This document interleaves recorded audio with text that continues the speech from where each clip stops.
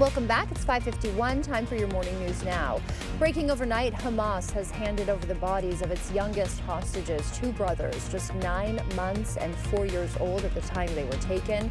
The Bibas brothers, Kfir and Ariel, were among 4 bodies returned under the ceasefire agreement. Hamas claims they were killed in an Israeli airstrike. Israel has not confirmed their deaths, though. The group says it'll release 6 more living hostages on Saturday. The April mayoral election will make history in La Crosse. Chris Kalo, if she's elected, would be the city's first female mayor.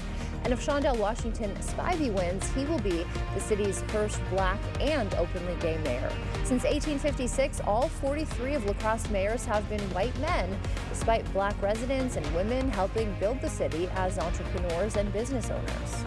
To have a black candidate and a female candidate, this is making history for our city. It's exciting that we have a diverse population, that we do have a long legacy of people serving our community, and people want to step up and serve as mayor for our community.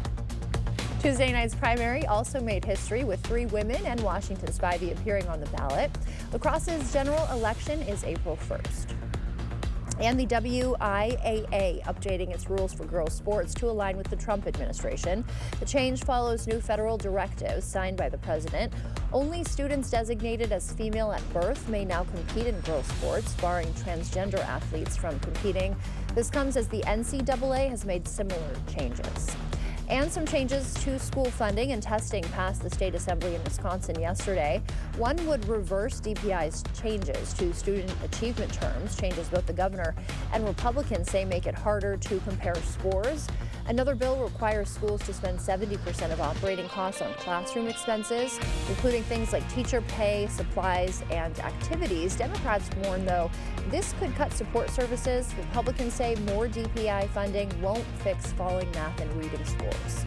I firmly believe that this decline is not the fault of our dedicated teachers who work tirelessly for our children, but rather a product of a system that fails to fully support them. By limiting the number of ancillary support people, OT, PT, speech and language therapists, school psychologists, social workers, guidance counselors, etc., you are limiting the access some students will have to get an education.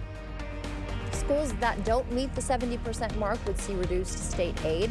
Other bills passed include putting cursive back in English class and banning cell phones. Republicans are using tax breaks to lure victims of wildfires and hurricanes to Wisconsin. A bill would give people who relocate here a $10,000 income tax credit. Lawmakers behind the bill say it could help with workplace shortages in Wisconsin, like in the healthcare sector.